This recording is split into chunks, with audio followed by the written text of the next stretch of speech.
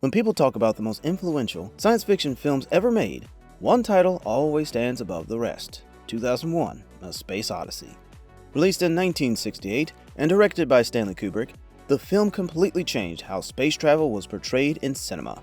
Instead of a flashy action or unrealistic technology, Kubrick aimed for something far more ambitious, a scientifically believable vision of the future. And what makes the film even more impressive is that most of its iconic visuals, nearly everything, was achieved through massive practical sets, clever engineering, and groundbreaking filmmaking techniques. Some of the sets built for this movie were so advanced that even today, filmmakers still study them as examples of practical filmmaking at its finest. In 2001: A Space Odyssey, when astronauts traveled toward Jupiter aboard the spacecraft Discovery 1, viewers see a fascinating circular corridor where astronaut Frank Poole is shown jogging. On screen, it looks almost impossible. The astronaut appears to be running along the walls of the spaceship, while the entire environment seems to simulate artificial gravity. But this mind-bending effect wasn't done with visual effects. Instead, Stanley Kubrick decided to build one of the most complex practical sets ever constructed at the time. To achieve this illusion of artificial gravity, the production team created a gigantic mechanical structure known as the centrifuge set.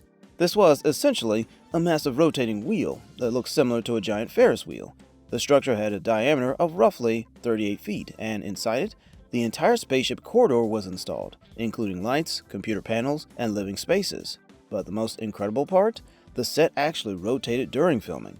This enormous mechanical structure was designed and manufactured by the British engineering company Vickers Armstrongs, and building it took nearly 6 months of engineering and construction. In the story, a section of the Discovery 1 spacecraft constantly rotates to generate centrifuge force, creating artificial gravity for the astronauts. To make this concept feel realistic, Kubrick didn't fake it. He literally built a rotating corridor where actors could physically walk and run.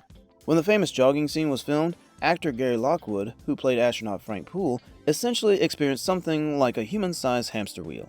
While Gary Lockwood ran in place, the entire circular set slowly rotated around him. As the corridor moved beneath his feet, it created the illusion that he was running along the walls of the spaceship.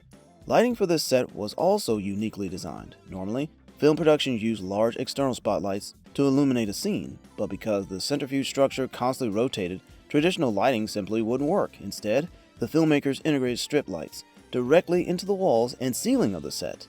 These built-in lights rotated along with the structure, ensuring consistent lighting from every angle. The result was astonishing. Even today, in an era dominated by CGI, this sequence is still considered one of the greatest achievements in practical filmmaking. With nothing more than engineering, set design, and clever camera techniques, Kubrick managed to create one of the most convincing deceptions of artificial gravity ever put on screen. Throughout the movie, whenever astronauts are shown traveling toward Jupiter aboard the Discovery 1 spacecraft, the interior of the ship looks incredibly clean, futuristic, and almost entirely white. The environment feels so realistic that many viewers assume it must be based on real space agency designs, and in a way, it actually was. During the production of the film, Stanley Kubrick worked closely with aerospace experts, engineers, and industrial designers to imagine what future spacecraft interiors might realistically look like. Kubrick believed that spacecraft of the future would resemble sterile laboratories or hospitals, environments designed for efficiency rather than comfort. Because of this idea, the interior of Discovery 1 was built with smooth white panels, minimal decoration, and hidden lighting systems. Most of the walls, ceilings, and floors were constructed using white fiberglass panels and smooth plastic surfaces. These panels were mounted onto wooden and metal frames, while electrical wiring, lights, and electronic systems were hidden inside the structure. This design helped create a perfectly clean and futuristic appearance on camera. One of the most important sections of the spaceship is the bod bay, where the spherical EVA pods are stored. These pods weren't miniature models. The production team actually built 3 full-size spherical pods specifically for the film. They were mounted inside the pod bay set so that wide shots of the spacecraft's garage area would feel completely believable. The lighting inside Discovery 1 was also designed in a very unusual way. In most film productions, lighting crews rely on large spotlights positioned around the set, but Kubrick wanted the spaceship to look as realistic as possible, which meant no visible movie lights. To achieve this, the production designers integrated almost all the lighting directly into the set itself. Fluorescent-style strip lights and glowing panels were built into the walls and ceilings, allowing the entire environment to be illuminated evenly. Because the light came from the set itself, shadows were minimal, and the camera captured a smooth, sterile, futuristic look. that perfectly matched Kubrick's vision of space travel. Before any of these sets were built, Kubrick's team spent months during pre-production creating detailed concept sketches and paintings. Artists and illustrators designed dozens of drawings showing the layout of the Discovery 1 spacecraft, including the pod-based structure, control panels, living quarters, and navigation systems. These artworks acted as blueprints for the engineers and set builders. Using those designs as guides, carpenters, technicians, and engineers constructed enormous studio sets using fiberglass shells, metal frameworks, and plastic surfaces. In the end, the entire interior of Discovery 1 became a massive practical filmmaking achievement. One of the most subtle yet fascinating moments in the movie happens inside the spacecraft cabin when a small pin appears to float effortlessly in midair. On screen, the moment feels completely natural. The pin slowly drifts through the cabin as if it's truly suspended in a zero-gravity environment. But remember, this was 1968. There was no CGI, no digital compositing, and none of the modern visual tricks filmmakers rely on today. To create this illusion, Stanley Kubrick and his visual effects team came up with a surprisingly clever practical solution. For the shot, the crew placed a large transparent glass sheet directly in front of the camera lens. The pin was then carefully attached to the surface of that glass using a small piece of double-sided tape. Because the glass was extremely clean and perfectly transparent, it was almost invisible to the camera. As a result, the pin appeared to be floating freely in space, but the real trick came from movement. Instead of moving the pin itself, the crew slowly rotated and tilted the entire glass plate. Since the pin was stuck to the surface, it moved along with the glass. On camera, however, this motion created the illusion that the pin was gently drifting through a weightless spacecraft cabin. The moment becomes even more interesting when the spaceship stewardess walks into the frame and picks up the floating pin before handing it back to the passenger. In reality, the actress simply pulled the pin off the glass surface where it had been taped. If you watch very closely, you might notice the pin resisting for a split second before it comes free because it was still attached to the tape. But Kubrick carefully planned the camera angle, timing, and movement, ensuring that the illusion remained completely believable for the audience. It's a tiny moment in the film, but it perfectly demonstrates Kubrick's approach to filmmaking, using simple physical techniques and precise camera work to create effects that still look convincing decades later. The opening sequence of 2001: A Space Odyssey, known as the Dawn of Man segment, is one of the most iconic beginnings in cinema history.